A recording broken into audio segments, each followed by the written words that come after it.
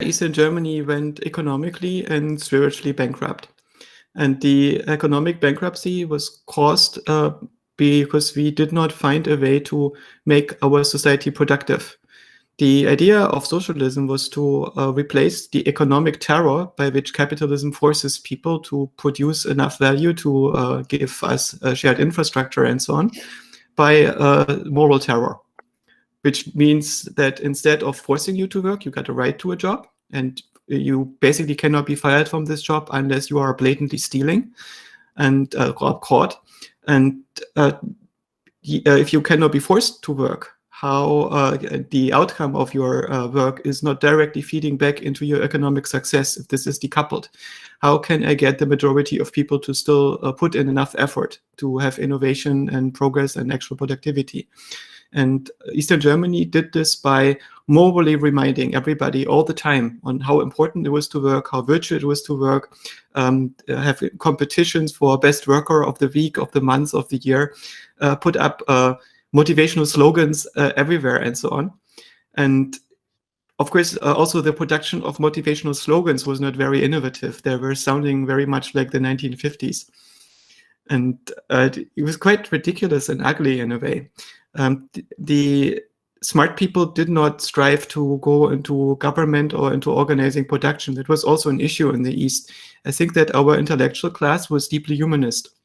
And if you're a humanist, and I'm socialized into humanism myself, you see people always as an end, not a means to an end, right? So you stay away from the professions where you use people, like politics and economy. So in some sense, what happened in Soviet Russia was that the intellectuals focused on art and sciences, and they had great art and great sciences, but they left the economy to idiots and the politics to thugs. And that in Eastern Germany, I think everything was a little bit more mellow. We were at the boundary between the two systems, and arguably both Western and Eastern Germany got a lot out of being in direct competition between the systems, because in the same way as the CIA supported West German unions, and the US started the Marshall Plan to rebuild Western Germany after the war, to create good living conditions, to create something like a sign for the East, how good life could be in the West, in the free world, right? Western Germany got a better deal than many other European countries, Western European countries, much better than Italy and so on. And in the same way, Eastern Germany got a better deal than, say, Poland or Czechoslovakia. Right? So life was relatively good in Eastern Germany, but it did not live up to the same standards as in the West, as we could see, because West German television was reaching into the East and vice versa. That was deliberate. So we would have a direct systems competition on TV. And it was something that we, and also the intellectuals in the East enjoyed, because the news would be directly adjacent, right? The East German news would be directly after the West German news, and often be a slightly commentary on the West German news to correct our perception, right? So if Western Germany was talking about the successes of the capitalist system by advertising its goods and services and the progress of the DAX, then Eastern Germany would report about unemployment and police action against demonstrators and so on. And that was very interesting, because it meant that we always had both types of news, and we would not believe either of them. Right? You knew that the realities that were projected into the homes of people were manufactured, and that you have to piece it together yourself by the overlap or by what's in the realm of the possible based on the known constraints. Do you see any analogy to things that you saw in Eastern Germany to what's going on in the United States now? We had massive misinformation and disinformation campaigns going on in both countries in a way, but the difference between West and East was that the East was not liberal. The West was liberal, right? We were leftist in the East, but not liberal, which meant that you were not allowed to say certain things out loud in public. If you did, then you may not directly go to prison, but you might not be earmarked for an academic career, right? So if you wanted to have a job in which you could self-actualize, maybe travel abroad, do all the things that you wanted to achieve in life, you had to make sure that you did not look like somebody who was disavowing the system and too critical of the state of affairs. At the same time, most of the intellectuals and students were critical of the system, right? So almost the entire opposition of Eastern Germany met in tacit understanding that they were basically in favor of the good things, but not of the way things were done in Eastern Germany. So they were very much an intellectual dark web. And this intellectual dark web of Eastern Germany unified many different perspectives. After the wall came down, we discovered that we oppositionals were not a united front. It was a new insight to us that some of us were Christians, some of us were communists, that were not in agreement with the way in which socialism was implemented in Eastern Germany, with the corruption of the system. Some of us were liberals, some of us were conservatives, right? And so the intellectual dark web of Eastern Germany fell apart once we entered a liberal society. And the liberalism in Western Germany meant that you could not criticize your boss without getting fired, which you could do in the East, but you could criticize the government all you wanted. And as long as you were not openly advocating for violent overthrow of the government, you were pretty much safe. So in Eastern Germany, there was this thing: if you were violently, or if you were too strongly arguing against the government and the social order of Eastern Germany, the Eastern German government would often lock you up and expel you to Western Germany, which was one of the strategies that people used to go to the West, to emigrate. You know, we had the wall, we could not move freely from the East to the West. And Western Germany had an extremely liberal refugee strategy from people coming from East Germany, which was part of the Cold War. So everybody who was in Eastern Germany basically had the right to always be accepted as a refugee by Western Germany, and also be to some degree compensated for the things that they would leave behind. So if you left your home behind and so on, Western Germany would try to give you a head start in the new society. It was an active war going on in a way, right? It was not a violent war, but it was a war between economic systems and ideas. And Western Germany did have the economic power and prowess to afford taking on people who came from the East to the West. And there were very few people who tried to flee from the West to the East. So it was an extremely stressful thing. And normally the strategy to go to the West would be to send a petition to the East German government to apply for emigration to Western Germany. And then you would be harassed for something between 2 and 10 years to change your decision. And if you were steadfast, it might be granted. And it was very annoying. And another way would be to flee and cross the border. And this was dangerous because you could be shot at the border, right? Oh, yeah. And if you were so annoying that you were locked up and a nuisance, then there would be exchange agreements of prisoners to from Eastern Germany to Western Germany in exchange for some financial aid that Eastern Germany would get from the West. And but this was not an easy way, and Eastern Germany didn't make this in any way easy or comfortable. It was just what basically happened, that many of the people that were imprisoned for political offenses were given the choice to move to Western Germany after a couple of years or so. But were there any redeeming qualities of that society? A lot of Eastern German oppositionals, when the war came down, hoped that we would become more like Scandinavia. And some people said, why can't we get reunited with Sweden or Switzerland instead of Western Germany?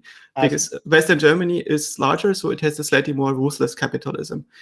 Some of the things that I liked in Eastern Germany was, for instance, we had perfect recycling and we had no advertising for consumer goods.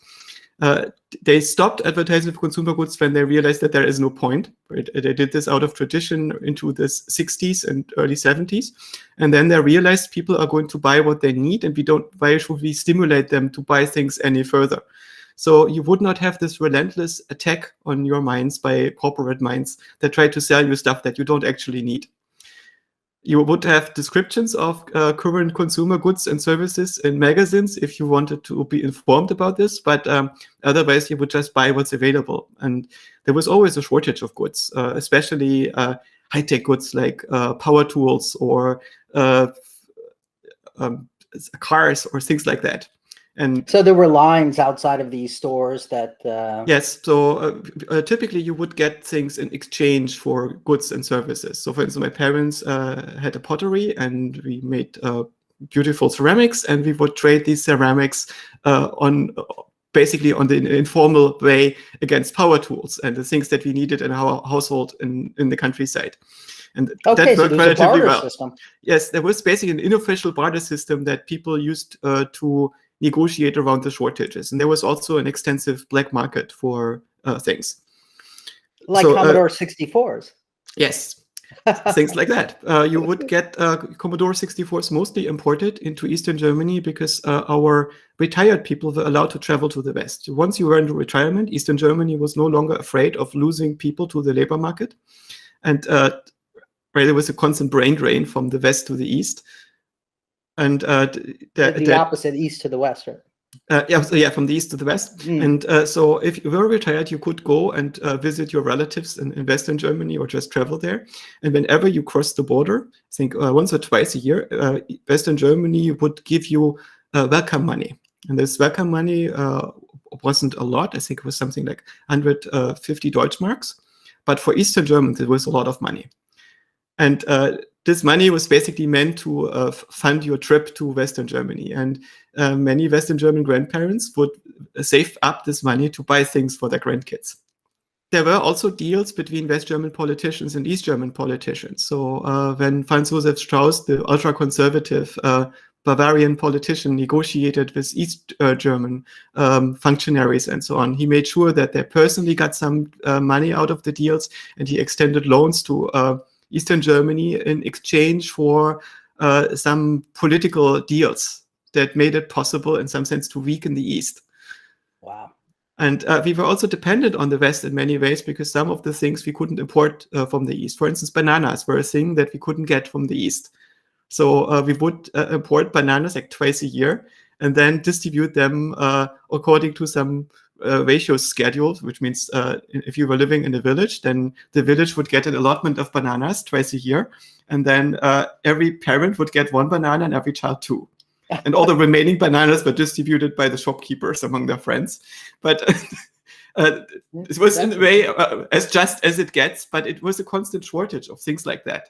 And this meant that Eastern Germany had to export things to the West against hard currency. And so they could import things against their hard currency again, because the Eastern Germany had only this soft Eastern currency that was mostly in agreement between these countries. So you had the impression that the Soviet sort of overlord didn't sort of demand that the Eastern Germans did so much. They sort of gave them some autonomy to allow these things to happen.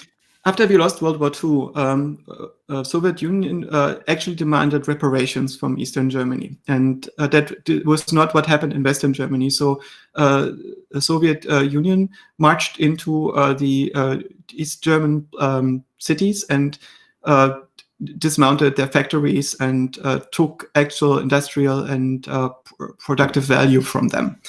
And of course, this was fully deserved, because Germany was responsible for waging war with the Soviet Union and was responsible for World War II. So it was all justified, but it meant that Eastern Germany had a much harsher starting position. At the same time, the politicians that started out in Eastern Germany were often idealists. So if you look at the pictures of them and see how they started out at World War II, they were largely communist leaders who had spent time in prison or in concentration camps under fascism, and that generally tried to build a better society. And they were mostly aiming for that. So their goal was not to be evil and to be like Stalin, but they tried to use the conditions under which they found themselves to do the best possible thing they could do under the circumstances, which for them meant, let's try to build a society that is as just as possible and as free as possible as we can make it under the circumstances, and is not going to relapse into fascism or capitalism. And many of them thought that any fascist society ultimately is going to go back, any capitalist society is going to go back to outright fascism. Many believed that. And it's a tendency that I think you find in a certain interpretation of Marxism that is also gaining ground in the US right now. I didn't mention what I liked about Eastern Germany. So we did apart from not advertising things, we had a very high recycling quote. So for instance, we had like 7 different types of glass packaging, and they were standardized. So all milk would come in the same glass bottles, and they were completely recyclable. And all the mineral throughout the time of Eastern Germany, basically throughout the last 30, 40 years of its existence, it standardized most of the packaging for consumer goods and built an extremely large recycling system.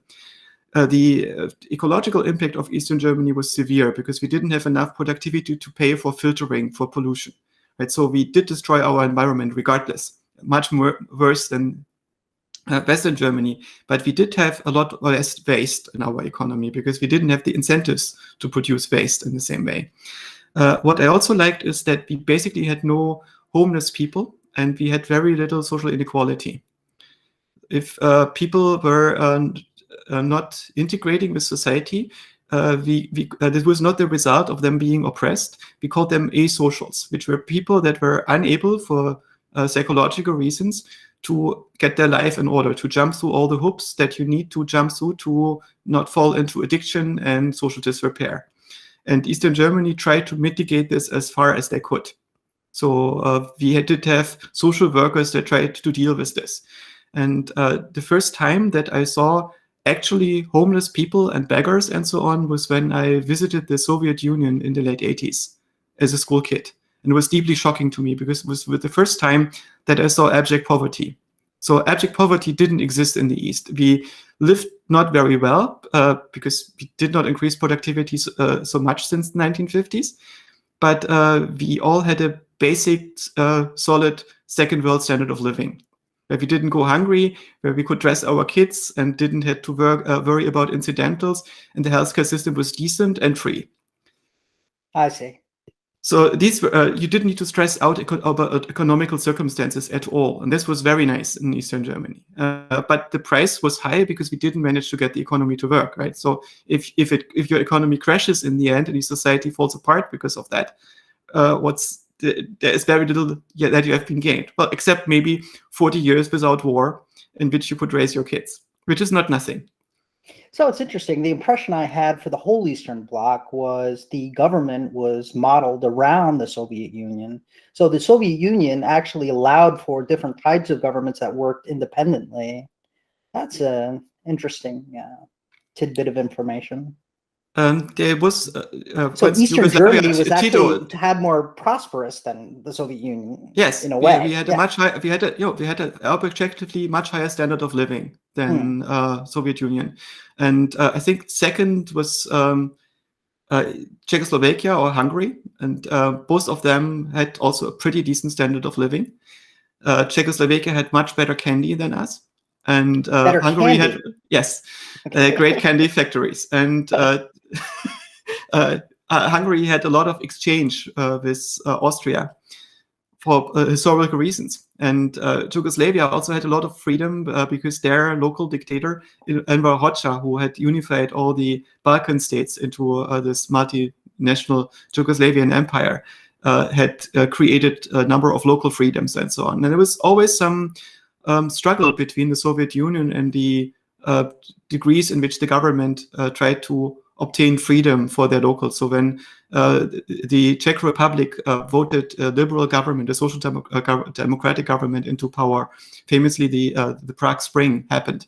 And the Soviet Union ended the Prague Spring by sending in tanks and ending that time of liberal restoration in Czech Republic. And so there was always, in some sense, an attempt to by the local governments to try to get the best possible results for their regions, but they had to negotiate with the Soviet Union to which degree this was possible, so the Soviet Union wouldn't march in and replace the government by a different one. And eventually, when Gorbachev came to power, this dynamic reversed for a while in Eastern Germany, because Gorbachev was a true social democrat who tried to turn the Soviet Union into a liberal democracy. And for our East German government, this was too much. So they felt this was going too far, and this system stability would be endangered.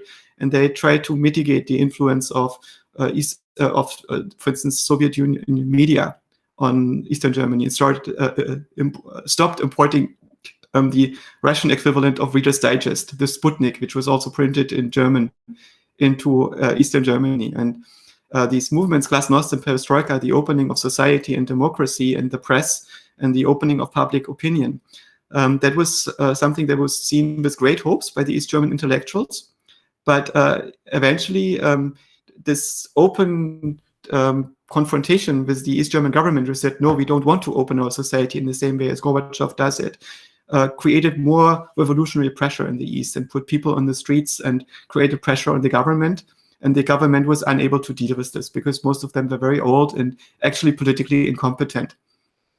Okay, but so you're saying the government in the Soviet Union was making changes that the intellectuals in Eastern Germany actually favored. They like this, but it was the government of Eastern Germany that was pushing back against this. Yes, in the end, yes.